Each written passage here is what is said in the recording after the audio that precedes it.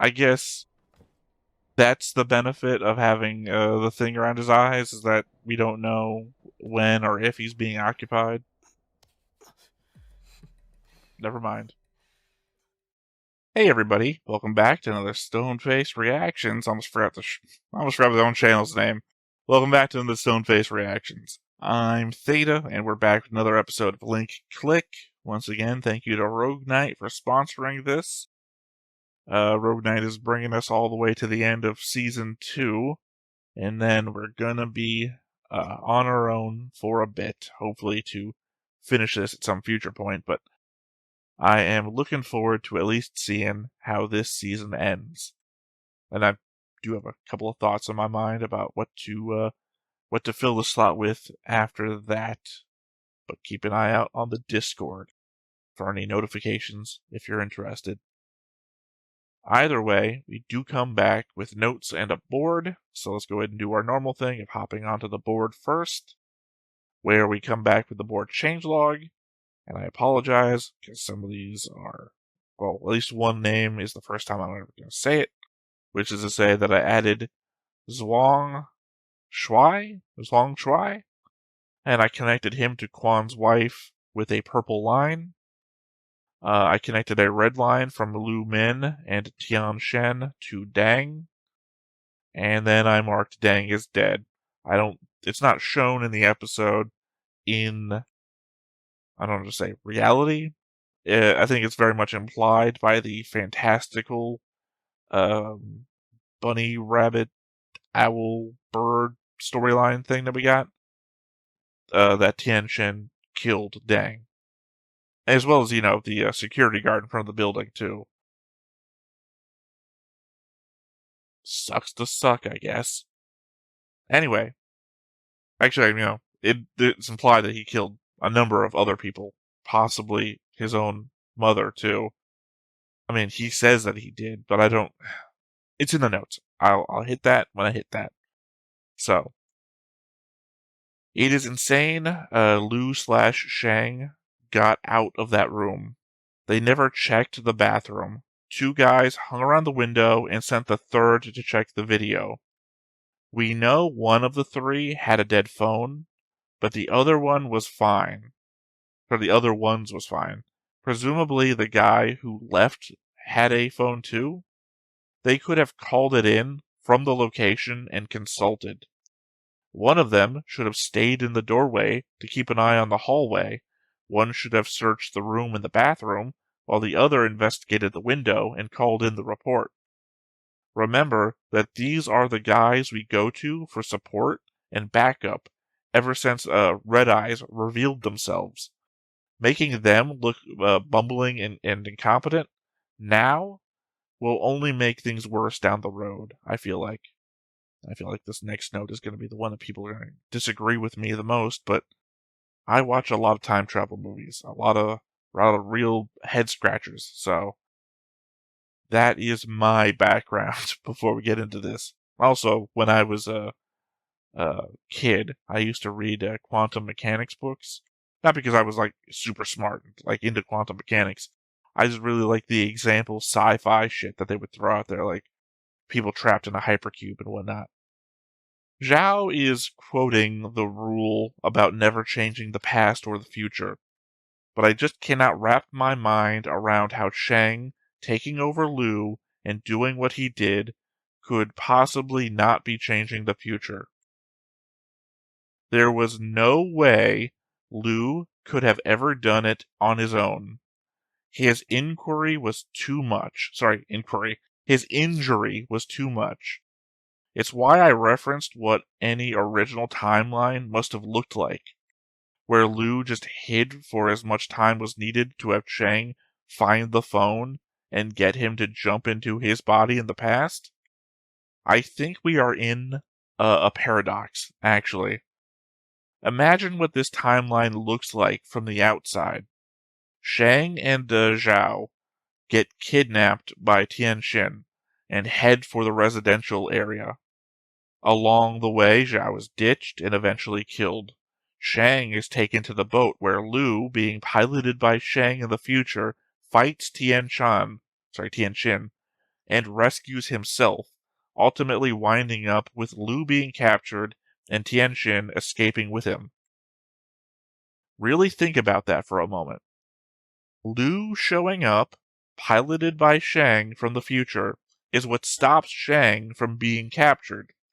Meaning that if Shang gets captured, Shang can't find the phone and go back into Lu's body to save himself. As we covered before, Lu was too injured to do this himself, plus didn't pick up on the combat training like Zhao and Shang did. There was no way for Lu to ever do this without Shang taking over his body. So now, reimagine the sequence. Shang is walking hand in hand with Tianxin onto the boat. There's no Lu speeding across the waterway to save him because that Lu is still in the hospital bed, unable to get out of the room. Shang gets captured and cannot go back to inhabit Lu to then save himself. So how did this entire loop ever happen in the first place? Something else had to happen first to cause the rest of this loop to be possible. The only thing I can think of is that either Chang did get captured originally, went through everything that would have happened to him, and then broke the rules to go back and send a message to Lu in the past to set into motion the events that would lead to this paradox, or someone else with powers did it. Either way, this really needs to be explained. I was going to draw this whole Back to the Future timeline sort of thing of this is where we split off from the past. This is where Biff went back in time with the almanac and gave it to his younger self. Except I couldn't draw one because you can't. As for the paragraph of my note that I just read, Shang gets captured, right? So it's like a line thing. Shang is kidnapped by Tianxin at the start of the line. Shang gets captured at the end of the line. Okay, so Shang is captured, and he can't go back and inhabit Lu. That's it. That's a solid line. I can't add anything to that because there's no going. There has to be something to go back to. It's a I would draw a completely different line for the events that we saw, which is Shang gets kidnapped, and then at some point Shang inhabits Lu. Lu goes back and prevents Shang from being kidnapped. Completely different line, completely different people. If Shang gets captured, Shang can't go back to prevent anything.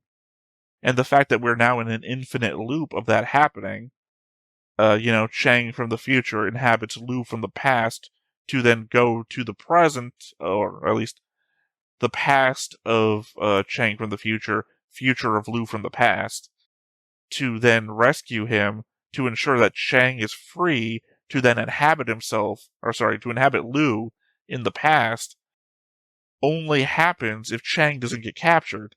But Chang is on his way to being captured, so a future Chang who doesn't get captured has to be the first one to then inhabit Lu in the past. But there should never have been a first one if the first Chang gets captured. That's what I'm saying.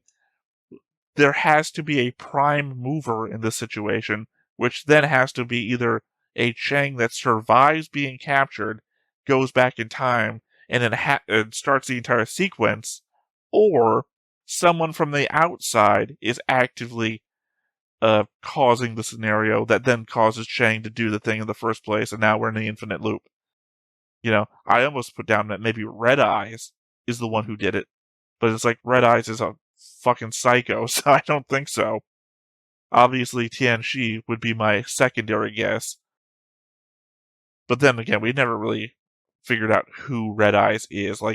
I feel like the show really wants me to think Tian Shen is Red Eyes, but it feels like also his power is touch-based, and Red Eyes' power seems to be to inhabit things at a distance. Like, Zhao is not in the room at the beginning. I'm sorry, Zhao, Lu, and Sheng are in the room by themselves. There's not a Tianxin touching her from behind and making her do stuff. I mean, honestly, the only thing I could think of, if that is Tianxin, it's a Tianxin who gets Shang's powers in the future. But then he would know who Shang is, so he wouldn't be confused as like a first meeting scenario. There's just too much. There's too much, but for right now, my main focus is on the fact of the Shang Lu loop thing. Because it doesn't make sense in the now. It's a paradox. Let's see, next note, moving on from that. Jian's wife was performing Romeo and Juliet with Jean Shui, who she is clearly having an affair with. At this point, I wouldn't be surprised if the killer turned out to be Zhang Shui, who was actually being framed for it by Jean, who is actually the one guilty for killing his wife, not knowing that she was pregnant. It has that vibe of something this show would pull. Also puts into context his laughing and crying with Zhao Li in that one scene, guilt and remorse, rather than just a sense of loss and coping. So Tian Shen's friend's name is Liu. Liu. And then the next scene, we hear the name Liu Jing as the name of the person who invited Tian Shen and Quan to see Lu Min. I think in my reaction, I combined the two together in my discussion of who Li was, that was talking to Lu Min's dad earlier in the season about the metaverse. Well, now it makes more sense to me that Lu Jing would be the blue-haired kid. He's clearly from a wealthy family, told Tianxin they'd meet again soon, and now this scene? Plus, I do remember Lu Min's dad regretting that Lu Min wasn't more like his older brother. I'm not going to make that connection on the board just yet, as it's all speculation on my part, and not enough confirmation for me to say that it is 100% what's going on. But I'm saying it here in the notes to let y'all know that this is what I'm thinking. Also, to save myself some future time, including in this note a reminder for me to connect Lu Jing, Quan Jin, and Lu Min, and Tianxin together on the board after we confirm it one way or another, as doing so now and finding out later would be the last Tianxin fake out all over again. Which is to say that I have these names on the board already, and if it turns out one person is actually this other person whose name I already have, it would be me reconnecting and breaking lines all over the board again. The same way I kinda had to do when Tianxin dressed up as his sister and, turned out the pre-existing connections I had made before we knew what the person's name was and had to change them all. So, just kind of avoiding doing that again by writing out my thought, and we'll hopefully come back to that when we figure it out. My final note here. Why did the storybook representation of Tianxi see Shen Ben saying sorry? I would have assumed it was just memory when we see the mother, but perspective being a thing, I think the characters are looking at whoever they are talking to and not at the camera specifically. Meaning that who we are talking to would be responsible for both, right? I suspect that someone went into the mother. Sorry, I suspected that someone went into the mother, making her able to ignore her wounds and fight back. But earlier, Tianxin says he killed them. So having her look up from the floor could be her talking to her son. I don't know why he would have killed her, just after trying to defend her. But he could have become twisted after the blow, change of personalities or something. If he is responsible for Shen Bin, that would make sense from the perspective of at least we know he was at that location. No motive yet to understand, though. That's kind of like another thing that we need. We need to know why they're doing this to then understand what their goals are. Because I specifically said, I think, last episode, that I thought maybe they were trying to change how things had gone in the past to create a better future. But now the thought is in my head that this man may have killed his wife and then blamed the wife's lover for it. and now the element that Tianxin have killed his mother is that they're not going back to change things to make them better. So, what is their motivation right now for what they're trying to do? Hell, to be honest with you, I'm not actually sure. My dude who killed his wife isn't partially under Tianxin's control, because from moment one where he's like, hugging the kids and he starts laughing after Tianxin starts laughing, what element of Tianxin's power awakening could that have been, right?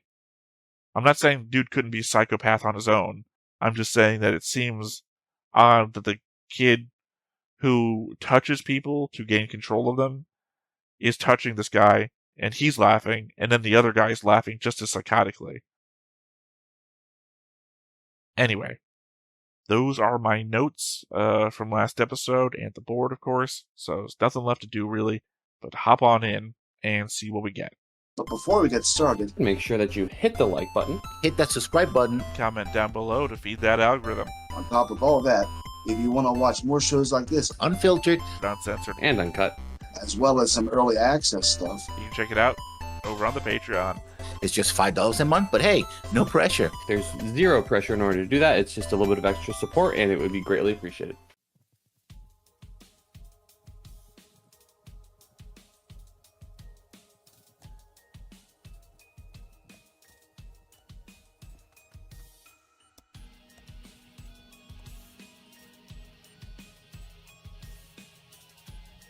What are we looking for? Oh, you got an English keyboard. That's weird.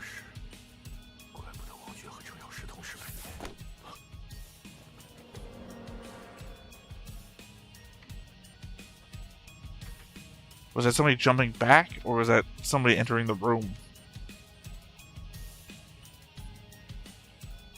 She's a pretty good artist with the crayon. I know they try to make it look like kids' drawings, but I could draw this shit with a crayon.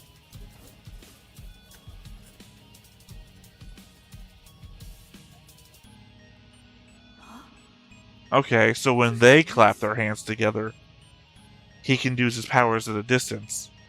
He could be Red Eyes then. Look, I'm an expert at interpreting kids' drawings. Toss me a kid's drawing. Don't do that. I'm not an expert.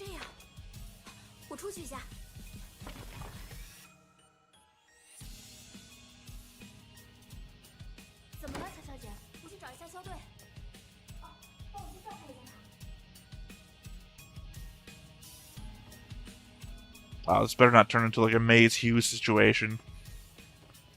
The captain just figured it out, now he's dead. No, okay.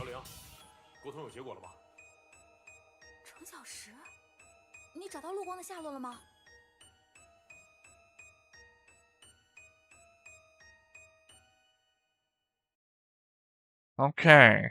So, I think it's exactly... I don't remember if I guessed this before or not, but it's clearly a thought process I was having, is that the combination of the two kids together could have been Red Eyes. And I guess now that we know how psychotic Tianxin is, that Tianxin could be Red Eyes. Again, I'm not 100% sold. It is just an element of that power set. Because the fact that she just recently ran away. Although I guess, again, that fantasy sequence does imply that they've been killing people, or he's been killing people for a while. But I don't think... If she ran away, finding out that he was going to kill like an innocent family or something, that I don't think they could have killed all of those people without her finding out ahead of time.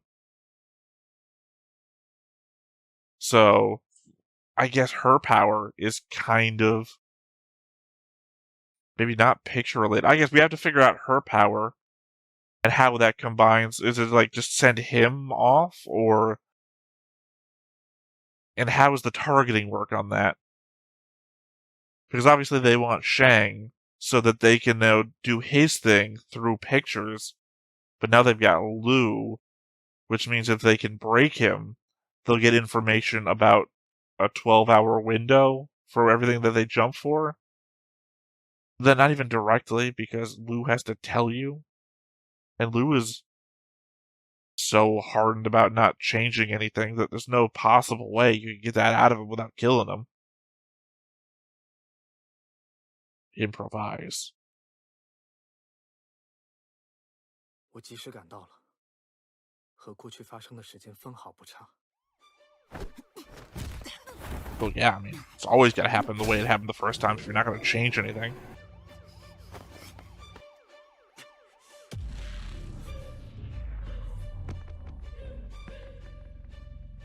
对不起，陆光，为了你，我不想沿着这条路继续走下去。 But we've seen him go. 正当我准备改变过去的时候，别让他跑了！我发现自己忽略了另一个无法改变的因素。那个 Of course. 冲动的。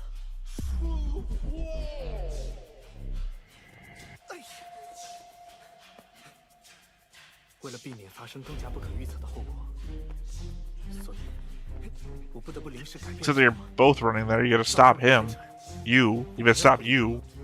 都不能让陆光跟他走。 Trip him. 好样的！ See that we've already seen this scene. It's throwing me off. Like I feel like I'm watching it for the first time because there's a narrator now.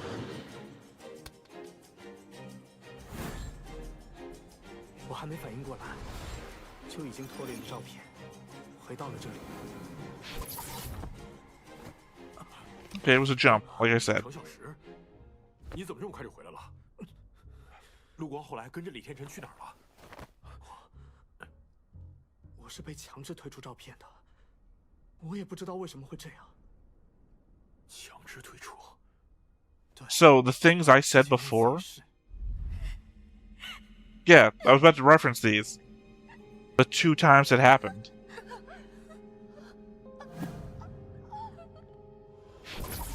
程小石也发生过同样的状况。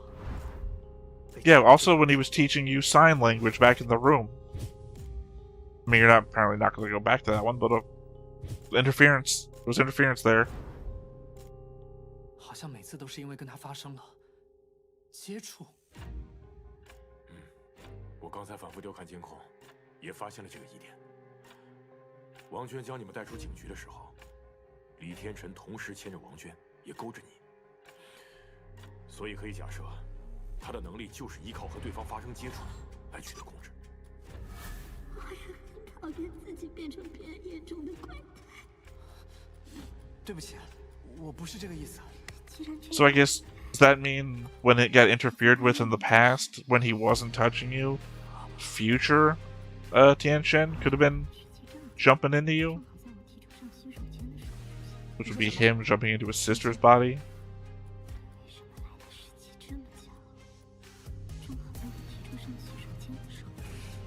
你再说一遍。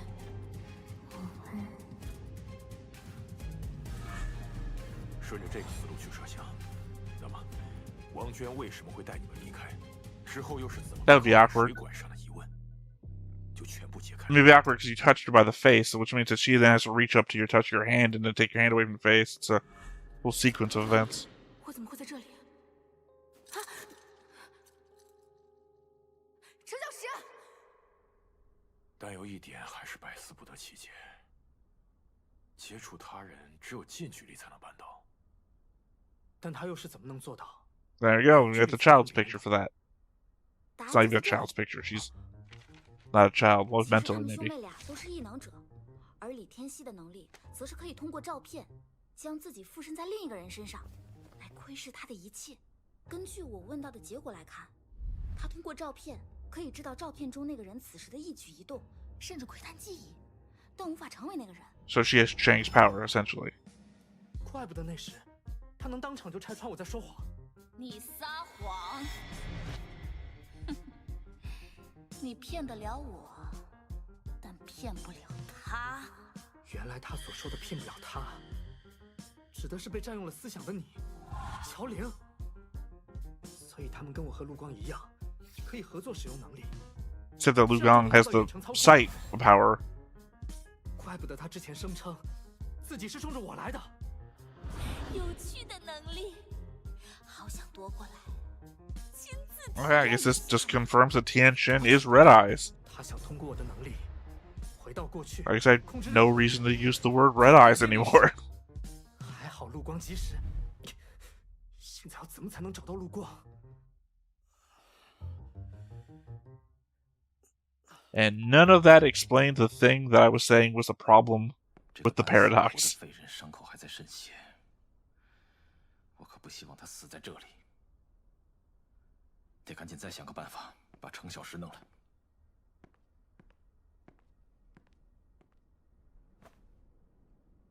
只要有了他的能力，过去的一切我们就都能改写。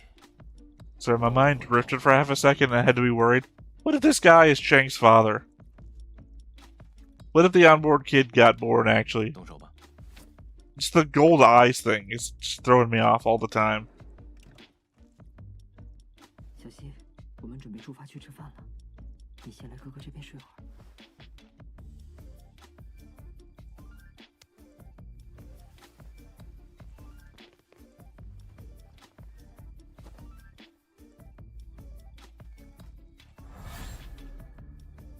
Yeah, I knew it. Trick just to get her to hold your hand.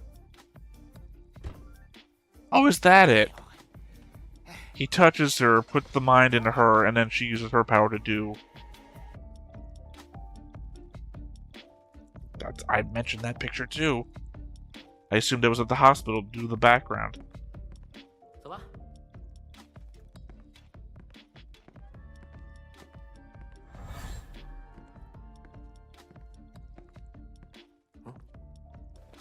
陈警官，哎，来了。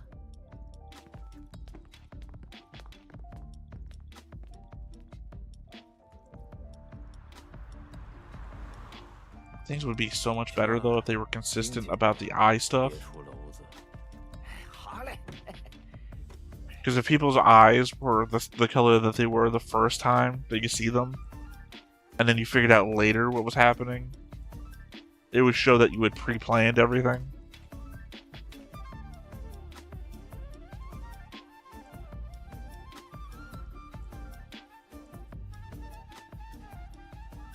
Tianxin just really loves throwing people off of buildings, I guess.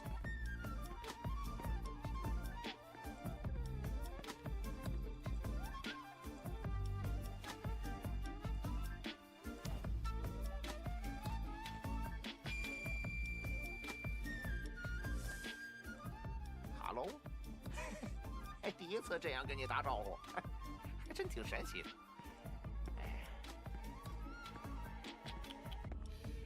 孩子都快出生了，可惜喽。 Well, said it before. If these two turned out to be Red Eyes, and to be fair, one of them is, the other one is not, I mean, forcibly part of trying to escape that life, then there'd be no forgiveness for their backstory.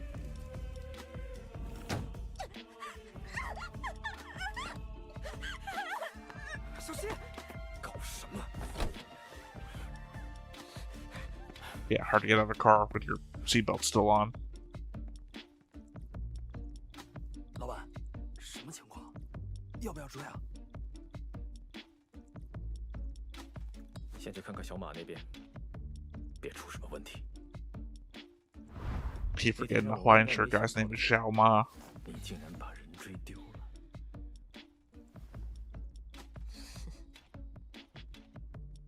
你知道的，我最痛恨背叛了。即使是他，我也不会手下留情的。我们手上不是还有牌吗？说来听听，我们最后这一手，你想怎么打？ Final move. Again, what's the game plan? What's the goal? 能不能请你帮我们找一下陆光在哪儿？我知道，通过照片你能看到陆光现在的情况。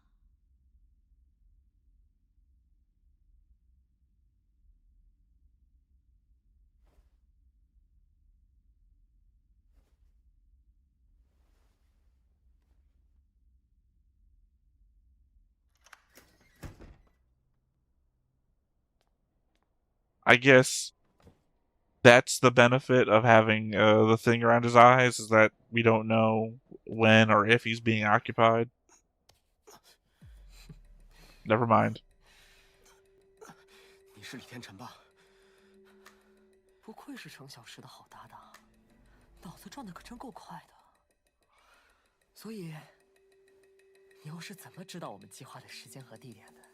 如果告诉你了，那我岂不就没有利用价值了吗？那可不一定。 I mean, you're valuable for your ability to see the future.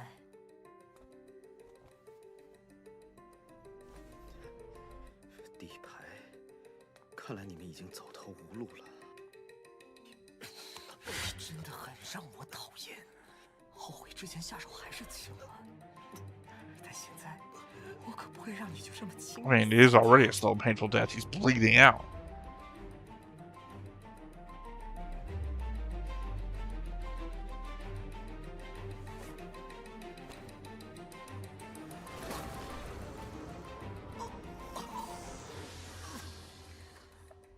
Guess it has like blood clotting agent. 怎么了？看到什么了？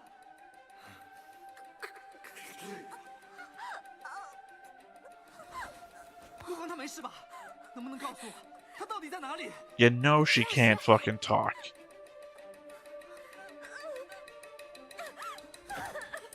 没事了，没事了，没事了。陆光， We've already covered that this girl is mentally regressed due to all the trauma she's been through. Like, I know we're trying to save a guy, but can we even think about this girl's future a little bit? 你们要我做什么？别紧张，换身衣服。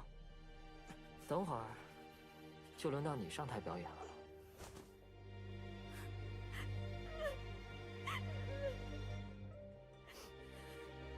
Look, Tianxin's got the one move, so when they say on stage, I anticipate we're gonna have a Lu standing on top of a tall building.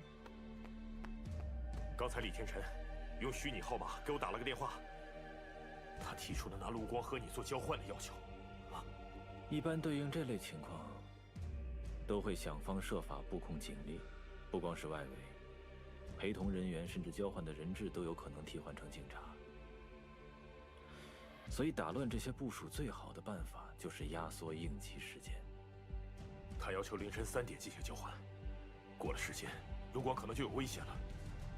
留给我们的只有35分钟，满打满算路上就有20分钟。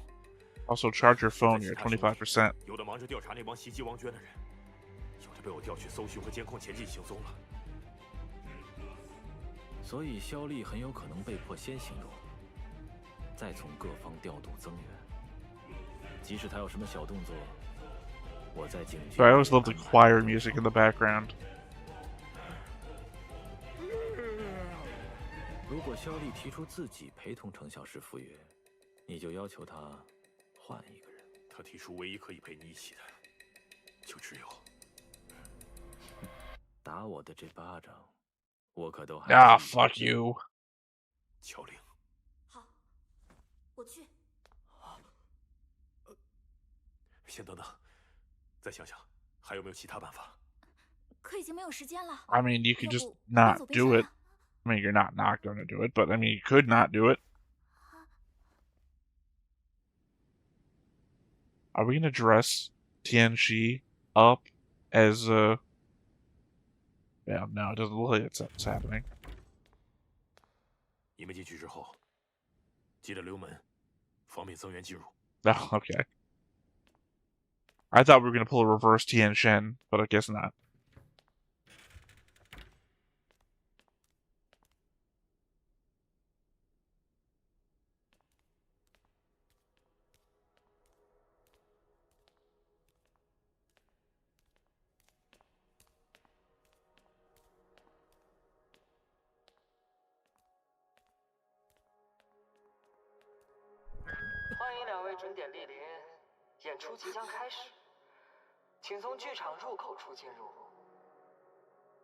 It was like all about time travel, and we get into a lot of fist fights and everything around here, but you know, one gun would solve a lot of all of this. 随身携带的物品是无法带入剧场的，因为程先生的信用记录太低了。所以我特地为2位准备了2套衣服，更换后方可进入剧场管理。看来前进都算准了。I mean, it's like basic. 怎么样，都就位了吗？ Hell, I mean, Tian Shen did that when he entered the police station, when he said nothing on you into the room.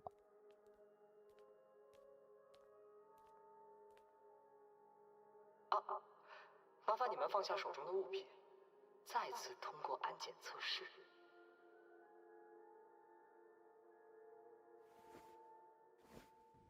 监控和监听设备都被取走，现在只能靠你感知他们的状况了。 What a weird predicament we're in. The only one who can see anything is the one who can't talk.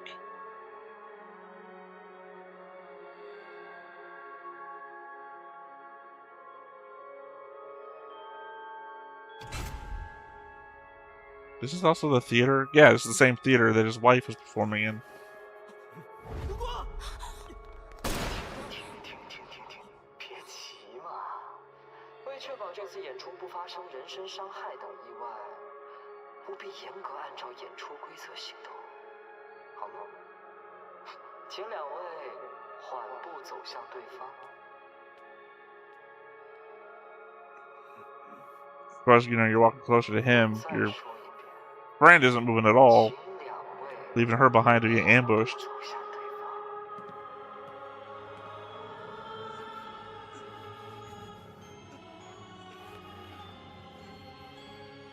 然后都各自走到对方原本的位置。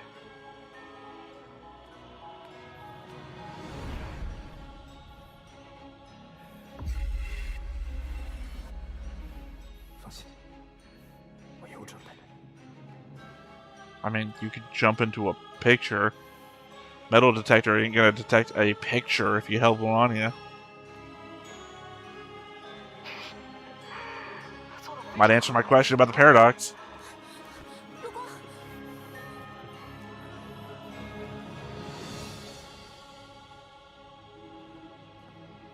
现在可以向观众挥手谢幕了。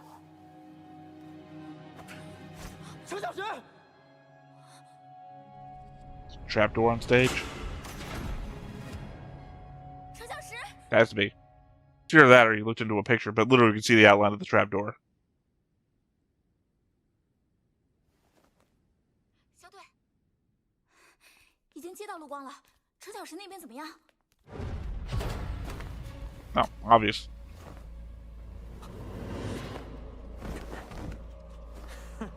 总算是正式见面了。没了照片，这次你可不能作弊了。 Again, who's to say you don't have a photo with you?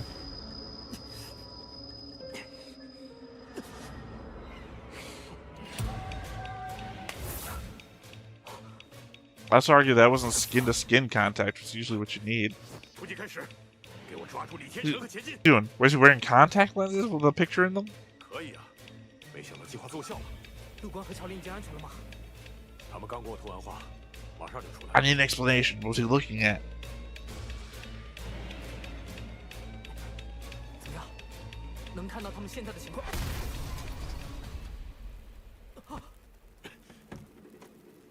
是吗？张石，你在车里别动。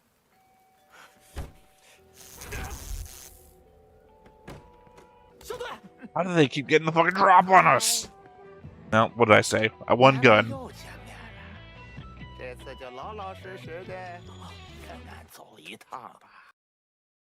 Again, I think sometimes you miss the scope of how big events are. Not big events are. The scope of the conflict for getting too much into the weeds of how things work. Like, cool, we got all this time travel shit. We use photos. You know, we're frequently getting into hand-to-hand combat. One gun. One gun. Everyone keeps expecting, oh, he has touch-based powers and shit, you know? It's like, yeah, sure. But for problems you don't need to touch, was American Express. I was not anticipating the explosives in the entryway, though. But I guess this kind of has that matchup with, what is it? Bill and Ted's, not Bogus Journey, Excellent Adventure? The first Bill and Ted movie. We get into a fight with the time-traveling bad guy, and they're like, he sets up a cage to fall on them. It's like, oh, we anticipated the cage. That's why we left ourselves a key here. So as soon as we break out of this situation, we're going to go back in time and leave a key right here. Boom, key. Boom. Oh, I anticipated that you would leave a key there, so I da-da-da-da-da. So just constantly remember to do a thing as soon as we get out of here. Which, if you think about it, would be the first clue that they're going to win. Because if there was ever a key there, that means that they got away. Anyway, it just has that feel to me, these sort of situations where sometimes the bad guys are a little too omniscient when it comes to we know exactly what needs to be done in order to win. I was hoping that they were going to solve for how the paradox thing happened. As I said, it's my biggest question right now, because the way the powers work, it needs to be answered. Otherwise, the power system is just out of whack for me right now. I guess also the element of how did Shang jump back into the car, because he needs a picture. So either they're changing the rules and Shang can have a picture in his mind and he can just imagine wherever he needs to go now, or something crazy is going on, like they put contacts into his eyes that have a picture on them, so he's constantly in one of his eye looking at something. But then again, I don't know how that would work, because it seems like that would take time, and Kwan's whole thing was that we need to hit them with no time available. So I don't think they would have been able to custom make a contact lens. Though, if they ever need ideas for the future, there you go. I've given you one. I'm sure I've seen plenty of sci-fi stuff where they put a contact lens with a video feed on it. I don't know. I don't know about this episode. The first part of it was legitimately just re-explaining the situation as I already know, which, is good for everybody who's not keeping up and is just watching this casually. But the fact is that I'm keeping notes and I've got this whole board thing going on, so I've already got that and then pre-discussed it before we started watching the episode.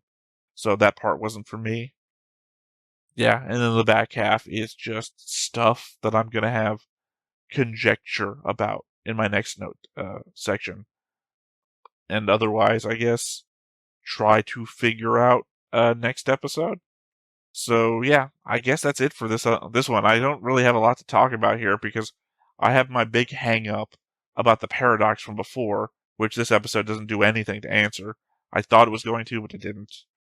It's cute that we're back at the theater, that the revelation his wife was cheating on him, but I don't think there's anything to that.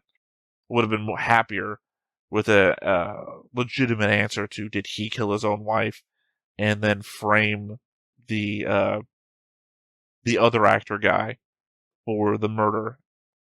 Anyway, I said I am left with more questions than answers at this point, and mostly I feel like I'm so out there when it comes to my solutions that I need the show to confirm anything, just to make sure that I'm not leaning over the edge too much when it comes to trying to figure this stuff out. But that said, I think that's going to be it for this episode. So, once again, I've been Theta, this has been Stoneface Reactions, and we will catch you next time. Bye-bye. Hey everybody, thanks for watching another Stoneface Reactions. If you have an idea of another video we could go ahead and watch, go ahead and put it in the comments down below and we'll add it to the wheel. Be sure to like, comment, and subscribe, and let us know what you thought about this video, what parts you liked. And until then, we'll see you next time. Is this too goofy?